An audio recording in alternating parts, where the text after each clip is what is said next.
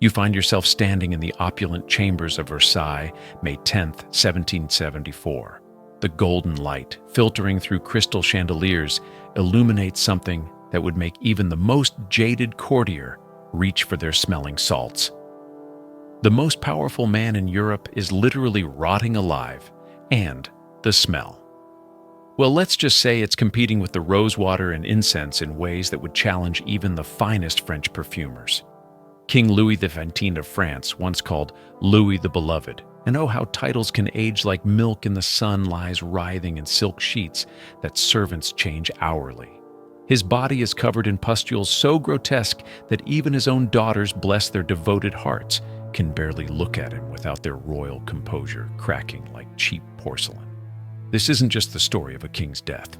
This is the story of how a disease that didn't give a flying fig about divine right or royal blood systematically destroyed the most hated monarch in French history, while his subjects literally danced in the streets celebrating his agony with the kind of enthusiasm usually reserved for harvest festivals and tax exemptions. The irony is so thick you could spread it on bread and serve it at a peasant's table. Here's a man who spent 60 years believing his blood was blessed by God, only to discover that smallpox reads neither Latin nor royal genealogies. It's democracy in its purest form, viral democracy, where every cell gets an equal vote in the destruction. But we're getting ahead of ourselves.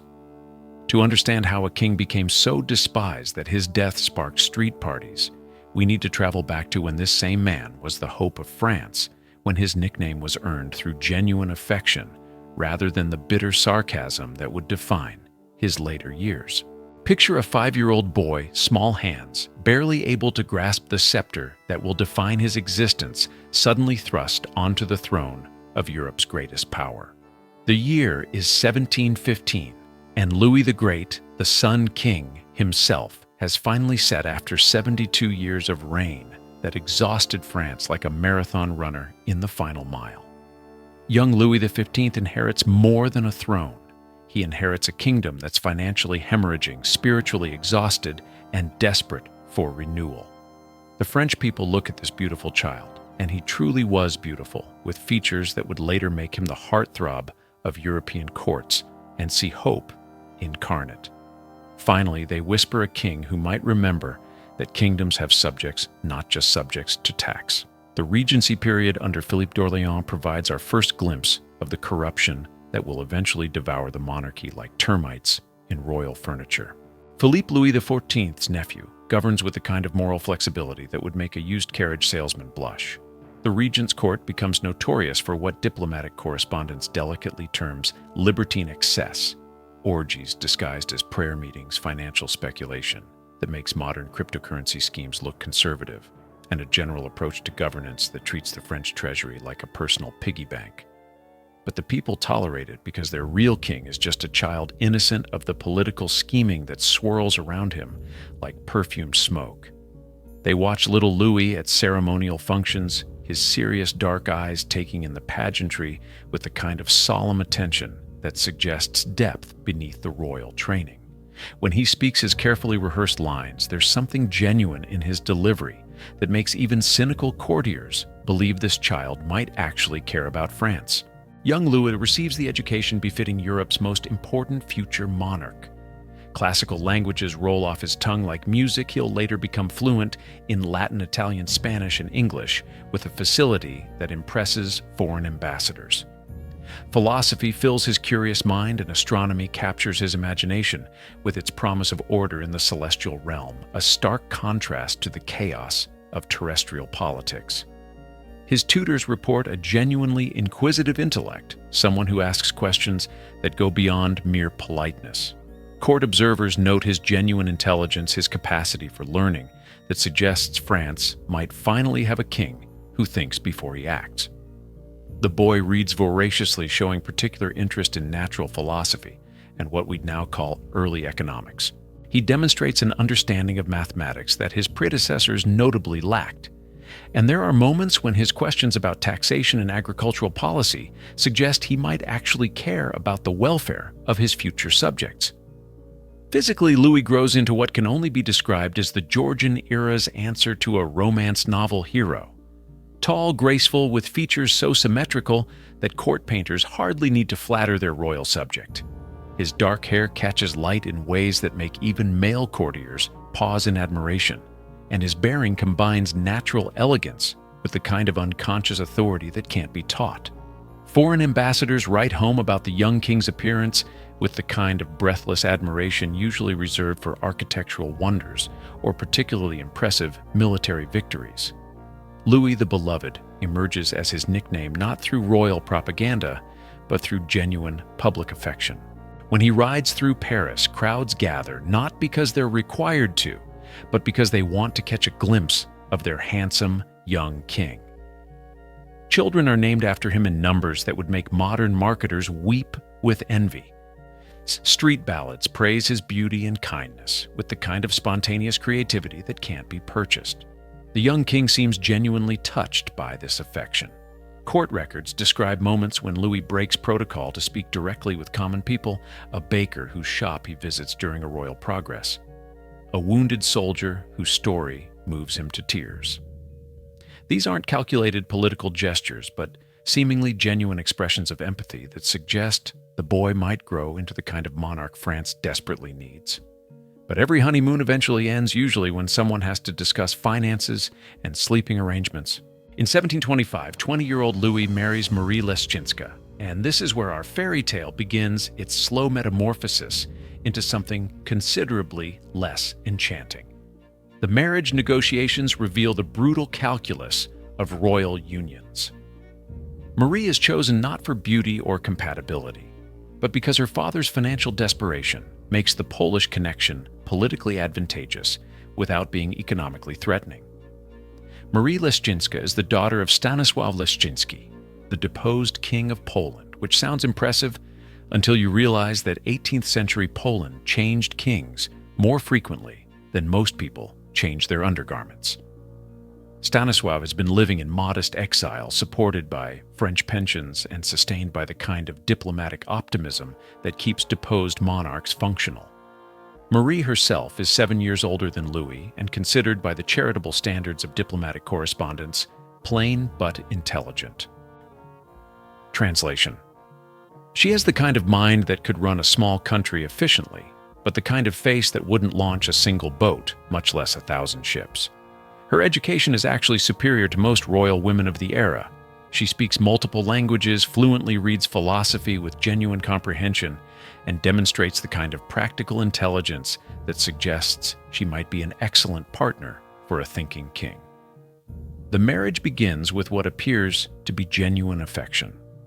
Louis seems genuinely smitten with his older, wiser wife, and Marie brings a refreshing intelligence to court life that makes conversations actually worth having. Their early correspondence reveals mutual respect and what appears to be growing emotional intimacy. Marie writes to her father that Louis is kind, thoughtful, and more intelligent than his reputation suggests. The court observes this early marital happiness with the kind of relief that suggests everyone was holding their breath. Here, finally, is evidence that Louis might choose substance over surface, that his character might prove as attractive as his appearance. The young couple establish routines that suggest genuine partnership, shared meals where they discuss books and political philosophy, evening walks, where they're observed talking earnestly about matters that clearly engage both their minds. Then comes the royal duty that transforms marriage into a medical procedure, producing heirs. Marie Leszczyńska becomes what court physicians might charitably call professionally prolific.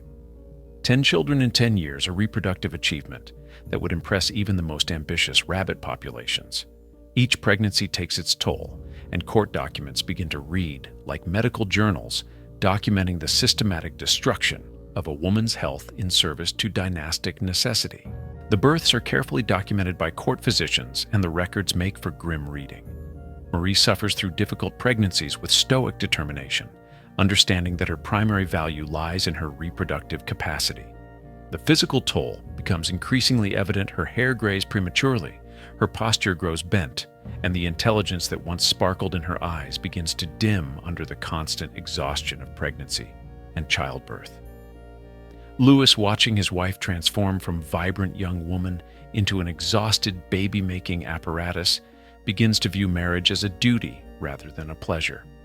It's the classic royal tragedy: turn love into obligation, and you'll create the conditions for everything that follows. Marie becomes associated in Louis's mind not with passion or companionship, but with responsibility, duty, and the increasingly tiresome business of producing the next generation of Bourbon kings. The psychological transformation isn't immediate. Royal disillusionment has its own stately pace, like a very expensive funeral procession. But by the early 1740s, observers note changes in Louis's behavior. He spends more time hunting, more time away from Versailles, more time in the company of courtiers whose conversations don't revolve around nursery schedules and child-rearing concerns. Marie, meanwhile, throws herself into intellectual pursuits with the kind of desperate energy that suggests she understands her romantic appeal is waning. She corresponds with Voltaire, patronizes musicians and artists, and attempts to create a salon culture at Versailles that might engage her husband's mind, if not his heart. But the damage is done. The association between his wife and obligation has been established, and Louis begins to look elsewhere for the kind of uncomplicated pleasure that his marriage no longer provides. The cracks in the beloved image begin to show like hairline fractures in fine porcelain when Louis nearly dies of fever during the War of Austrian Succession in 1744. The public genuinely prays for his recovery. Churches overflow with subjects begging God to spare their king. When he recovers in Metz, the relief is national, the celebration authentic. The French people still love their king enough to fear losing him. But there's a detail that doesn't make it into the official accounts, though it spreads through court gossip with the speed of scandal, while Queen Marie is forbidden to visit her sick husband for fear of contagion. Madame de Châteauroux is by his bedside, holding his hand through what everyone believes might be his final hours. Madame de Châteauroux represents Louis's first serious extramarital relationship, and she's exactly what you'd expect from a king seeking escape from domestic duty. Beautiful in the obvious way that court painters excel at capturing witty, without being intellectual, and devoted to Louis's pleasure, without complicated questions about policy or philosophy. She provides uncomplicated companionship and sexual satisfaction, without the emotional weight that has begun to characterize his marriage. The symbolism of her presence during Louis's illness isn't lost on anyone with functioning eyes and a basic understanding of marriage vows. The message is clear: when the king faces death, he chooses passion over duty, mistress over wife. The French people who prayed so fervently for his recovery begin to understand that their beloved king has priorities that don't include the woman they accepted as their queen. Suddenly, Louis the Beloved begins to sound less like a title of affection and more like a historical artifact. The whispers start in drawing rooms and spread to marketplaces. The king thinks only of his pleasures. It's the kind of reputation that sticks to a monarch like wet silk to skin, uncomfortable, impossible to ignore, and utterly transformative. And speaking of transformations, let me introduce you to a woman who will reshape not just Louis's personal life, but the entire political landscape of 18th century Europe, Jeanne Antoinette Poisson. Yes, Poisson, literally fish in French, which makes her rise to royal favor, either a beautiful metaphor for social mobility or a cosmic joke about the food chain of power. When Madame de Pompadour enters Louis's life in 1745, she doesn't just become his mistress, she becomes his political partner, his cultural curator, and his intellectual equal in ways that poor Marie, bless her exhausted heart, never could be. Pompadour is everything a king could want in a companion, an intelligent without being threatening, beautiful without being vain, and ambitious in ways that complement rather than compete with royal power. Pompadour speaks multiple languages, fluently patronizes the arts with sophisticated taste that transforms Versailles into Europe's cultural capital, and understands economics better than most of Louis's finance ministers. She's essentially a one-woman Enlightenment Ceylon who happens to be sleeping with the king, and her influence extends far beyond what anyone expects from a royal mistress. Her background is fascinatingly middle class in ways that would normally disqualify her from royal attention. Born to a financier's family, educated by tutors who treated her mind as seriously as her beauty, she brings to Versailles a perspective untainted by aristocratic assumptions about how power should operate. She's seen the world beyond court walls, understands how common people think and live, and possesses the kind of practical intelligence that comes from actually having to work for advancement. Louis installs Pompadour in apartments directly above his own at Versailles, creating the architectural equivalent of a very expensive love nest. But more significantly, he includes her in political discussions, seeks her advice on matters of state, and begins treating her opinions as seriously as those of his ministers. The elaborate court rituals that once revolved around the queen now center on the royal mistress. And if you think this doesn't send a message to every noble family in France about where real power lies, you haven't been paying attention to the subtle choreography of absolute monarchy. Pompadour's influence transforms how Louis approaches kingship itself. Under her guidance, he becomes more engaged with cultural policy, more interested in Enlightenment philosophy, and more willing to challenge traditional aristocratic privilege when it conflicts with royal authority. She encourages his intellectual curiosity and channels his natural intelligence in directions that might actually benefit France. But here's where the personal becomes devastatingly political. Pompadour's influence extends far beyond bedroom diplomacy. Decisions about the 7 Years' War. A conflict that will bankrupt France and cost it most of its colonial empire are made in chambers where pillow talk carries more weight than cabinet meetings. When military strategy is developed between silk sheets by people whose primary qualification is sexual compatibility rather than strategic expertise, you can probably predict how well it's going to work out on actual battlefields. The 7 Years' War becomes Louis's greatest political disaster, a global conflict that pits France against Britain and Prussia simultaneously, while draining the royal treasury with the efficiency of a very expensive vacuum cleaner. Pompadour's influence on war policy proves that intelligence and good intentions can't substitute for military experience when you're facing Frederick the Great and the British Navy at the same time. The numbers alone should have terrified anyone with basic arithmetic skills. Versailles maintenance costs the equivalent of $2 billion annually in modern currency. That's not including the constant construction projects, the elaborate entertainments, or the small matter of funding a global war against Britain and Prussia. Meanwhile, peasants are literally starving during failed harvests, and the king's response is essentially to schedule another masquerade ball. Pompadour herself becomes increasingly aware of the impossible position she occupies. Court documents reveal her growing anxiety about public opinion, her attempts to moderate Louis's spending, and her genuine efforts to use her influence responsibly.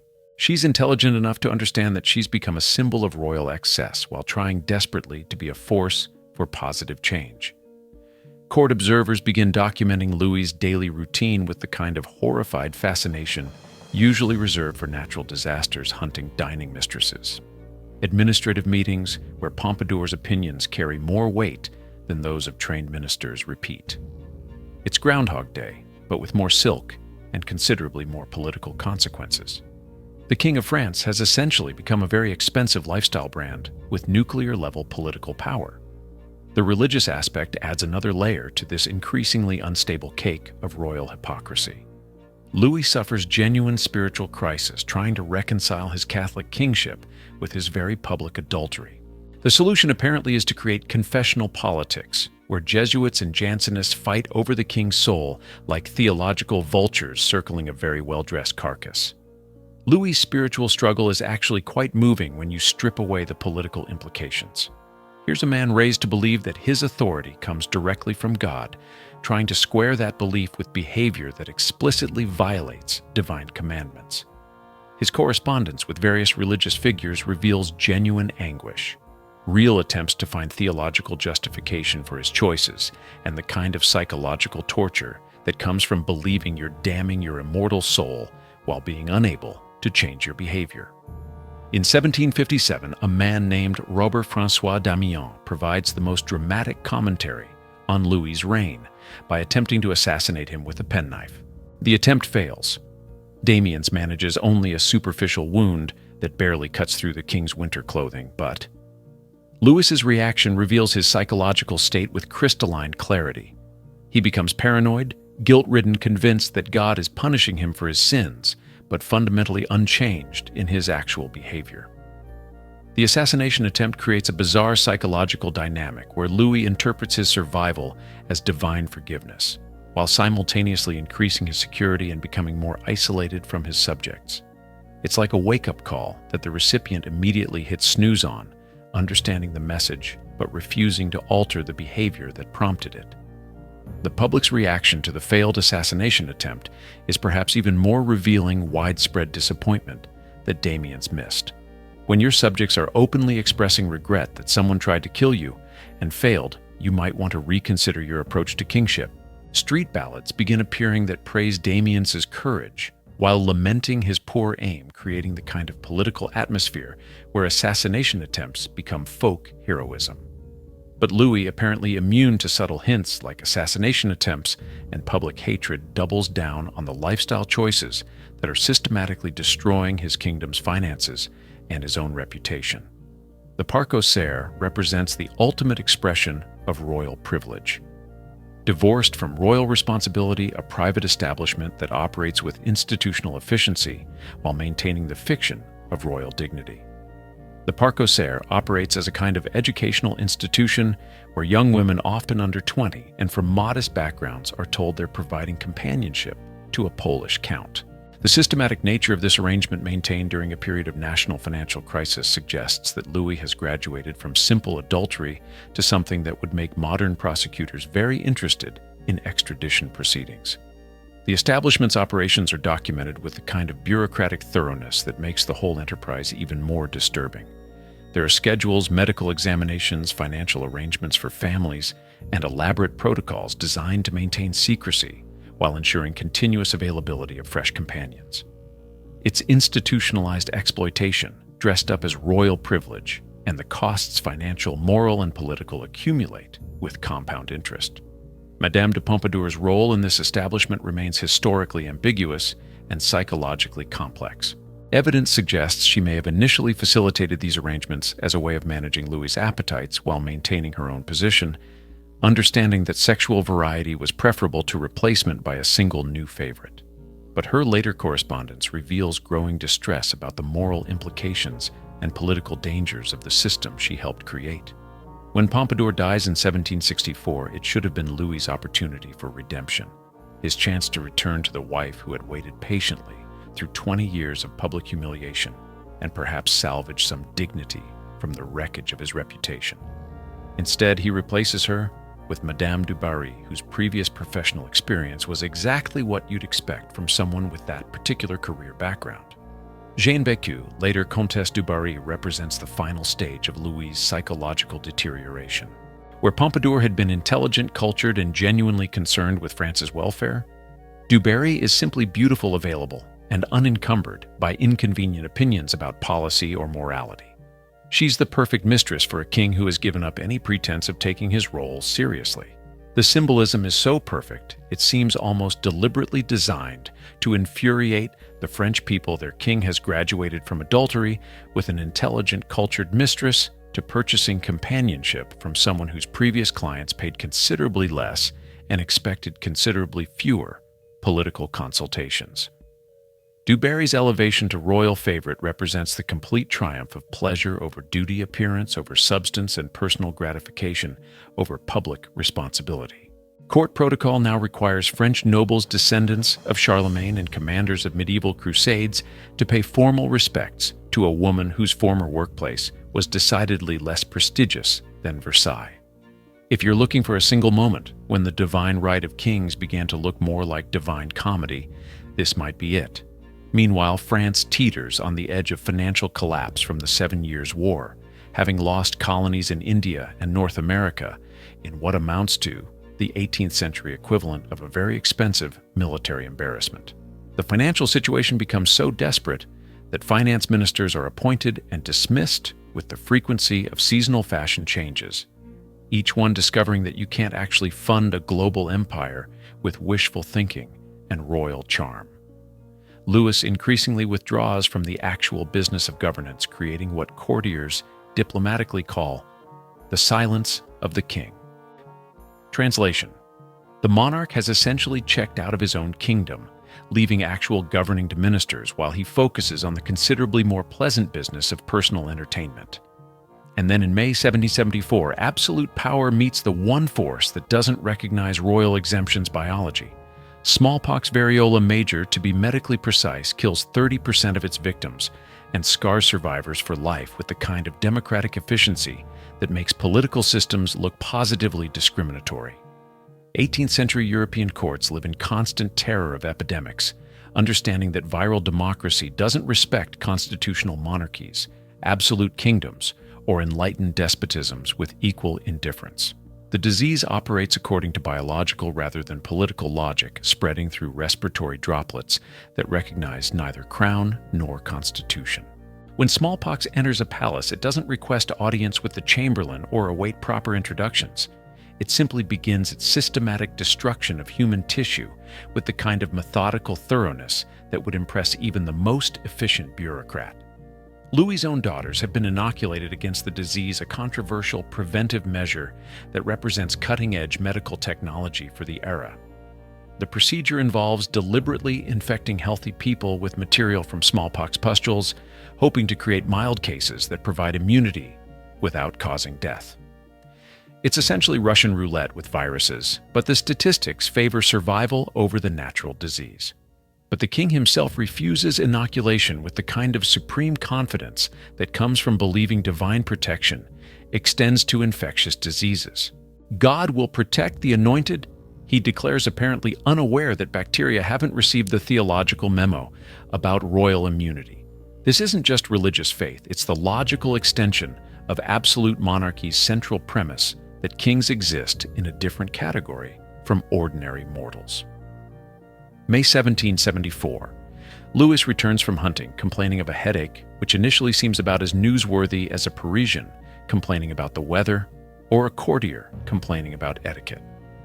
The king often experiences minor ailments that court physicians treat with the kind of elaborate attention that transforms common colds into opportunities for medical theater. Court physicians initially diagnose fatigue from governance, which would be ironic if it weren't so tragically inaccurate given Louis's approach to actually governing anything. The diagnosis reflects the court's psychological investment in maintaining the fiction that their king is actively engaged in the exhausting business of ruling France, rather than the considerably less demanding business of pursuing personal pleasure. By May 5th, the fever spikes to levels that can't be explained away as seasonal malaise or governmental exhaustion. But Louis insists on maintaining his royal schedule because apparently viral infections are expected to accommodate absolute monarchy rather than the other way around. He appears at court functions looking increasingly pale and unsteady, but protocol demands that everyone pretend not to notice their king's obvious distress. The diagnostic dance begins with the kind of careful choreography that makes medieval court ceremonies look spontaneous. Doctors are terrified to suggest smallpox because the political implications of the king contracting a peasant's disease would create constitutional chaos. If the king can catch diseases like common people, what other democratic principles might apply to absolute monarchy? May 7th brings the telltale rash, and suddenly the court goes into panic mode with the kind of organized hysteria usually reserved for military invasions or major financial collapses. The pustules begin appearing with the democratic efficiency that makes smallpox such an equal opportunity destroyer. They don't distinguish between royal skin and common flesh, between divine appointment and mortal biology. The symptom progression reads like a medical textbook written by someone with a very dark sense of humor. Fever to pustules to systemic organ failure, each stage more grotesque than the last. Court protocols collapse as everyone faces the fundamental question: who risks infection to attend a dying king? The elaborate hierarchy that governs every aspect of court life suddenly becomes irrelevant when faced with the possibility of contracting a disease that kills without regard for social position. His own daughters take turns nursing him, displaying the kind of genuine filial devotion that makes their father's life choices seem even more tragic by comparison. Princess Adelaide. Princess Victoire and Princess Sophie risk their own lives to provide comfort during their father's final agony, proving that love can survive even the most disappointing parental behavior. The political death watch begins with a kind of careful choreography that makes medieval court ceremonies look spontaneous. There's a succession crisis brewing. The Dauphin died in 1765, so the crown passes to 19-year-old Louis Auguste, the future Louis XVI, who is about as prepared for inheriting an absolute monarchy in crisis as a golden retriever is prepared to perform neurosurgery. But here's where the story takes its most remarkable and revealing turn. While Louis XV lies dying in unimaginable agony, his subjects are literally celebrating in the streets with the kind of enthusiasm usually reserved for military victories, religious festivals, or significant tax reductions. News of the king's illness spreads through Paris like wildfire, and street parties spontaneously emerge in working-class neighborhoods with celebration that can't be mistaken for anything other than collective joy at their monarch's suffering. The French people who once prayed fervently or toiling for this same king's recovery now pray equally fervently for his demise with the kind of theological flexibility that would impress even sophisticated theologians. Police reports document open celebration, singing, drinking, and dancing as word spreads that their hated monarch is finally paying the ultimate price for 60 years of selfish incompetence. The songs that emerge during this period represent some of the most savage political commentary in French history, combining medical details of the king's symptoms with moral judgments about his character in ways that would make modern satirists seem positively restrained. On May 10, 1774, at 3:15 p.m., Louis XV dies with the kind of punctuality that he never showed for cabinet meetings or financial planning sessions. The immediate aftermath reveals the complete collapse of royal dignity. Versailles empties as nobles flee potential contagion, abandoning their dead king with the kind of speed usually associated with fire drills or plague outbreaks. The body is so corrupted by disease that traditional lying in state becomes impossible royal dignity, sacrificed to public health in the most symbolic ending imaginable. The hasty burial in a lead-lined coffin represents the final humiliation. The most absolute monarch in French history dies alone, except for one faithful servant, then gets buried like toxic waste that might contaminate future generations. But the real autopsy isn't medical, it's political. Smallpox didn't just kill Louis XV, it killed the mystique of divine kingship. The French people watched their divinely protected king die exactly like any common peasant pustule, by grotesque pustule, proving that royal blood offers no special protection against biological reality. The visual impact cannot be overstated. A king whose propaganda machine had spent 60 years depicting him as God's representative on earth, rotting alive in ways that made clear divine protection, was either fictional or extremely selective in its coverage. The same man who refused inoculation because he trusted in divine immunity died in agony that proved biology doesn't read theological treatises. Step out of those cursed chambers at Versailles, and you can almost hear the echo not of royal grandeur, but of common human mortality. The same smallpox virus that killed peasant children in muddy villages devoured the most powerful man in Europe with perfect biological equality. No crown could command those pustules to bow. No divine right could negotiate with viral RNA. No amount of silk and gold could purchase immunity from the fundamental laws of biological existence. Louis XV's death wasn't just the end of one corrupt reign. It was the moment when the French people saw through the greatest lie that monarchy had ever told, that royal blood was somehow different from human blood. When they watched their king rot alive pustule by pustule, they learned something that would echo through guillotine blades.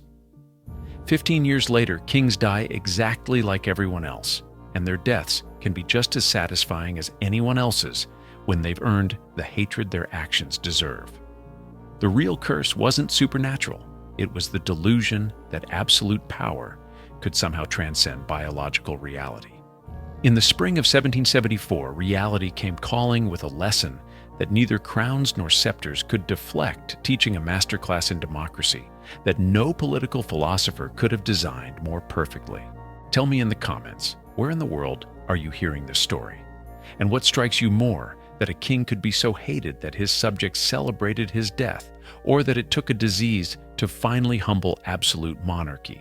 The past has many more secrets waiting to be uncovered, and not all of them are buried as deep as the powerful would like us to believe.